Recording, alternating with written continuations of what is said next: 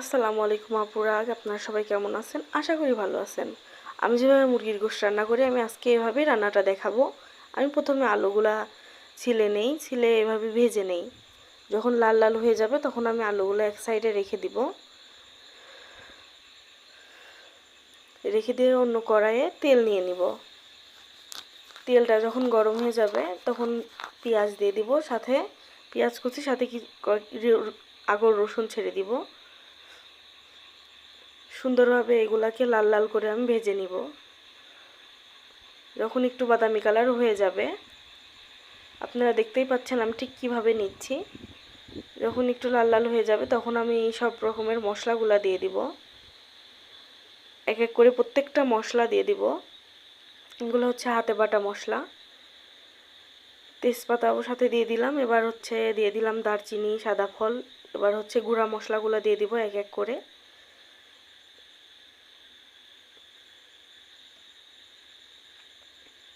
প্রত্যেকটা গুঁড়া মশলা দেওয়ার পরে একটু কষানোর জন্য হালকা পরিমাণ পানি দিব, যেগুলা যেন মশলাটা আমি অনেকক্ষণ ধরে সুন্দরভাবে যেন কষাইতে পারি।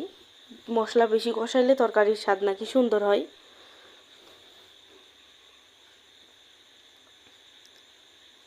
মশলা কষানো হয়ে গেলে এর মধ্যে সামান্য একটু পানি দিয়ে আবার একটু বেশি করে কষাই নিতে হবে।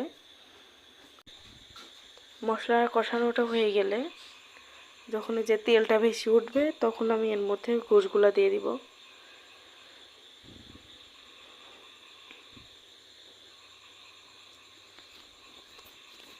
এক এক করে গোশগুলা দেওয়া হয়ে গেলে একটু গোশগুলার সাথে যখন মশলাগুলো মাখাই নিয়ে এর মধ্যে আলুগুলা দিয়ে দেবো, যেন গোশ আর আলু একসাথে সিদ্ধ হয়ে যায়।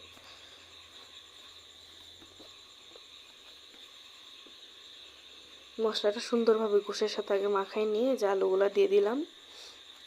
কারণ আমার বাড়িতে বাচ্চা আছে, আলু খাইতে ওরা বেশি পছন্দ করে, আর মুরগির গোশ আলু ছাড়া ভালো লাগে না। কার কার আলু খাইতে বেশি পছন্দ তারা তো কমেন্টে জানাবেন অবশ্যই। যে গোশটা কষানো হচ্ছে সুন্দরভাবে।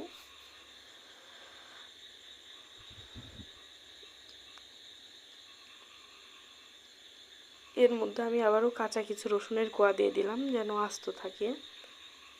গোশের মধ্যে রসুনের কোয়া দেখতেও ভালো লাগে, আবার স্বাদও বেশি বাড়ায়। এবার একটু পানি দিয়ে দিলাম। গোশটা কষানো হয়ে গেছে। এবার এটা ঝোল হিসেবে ধরা যায়, কিন্তু এটা আমি অতটা ঝোল রাখবো না, সম্পূর্ণটাই একটু শুকানো শুকানো করব।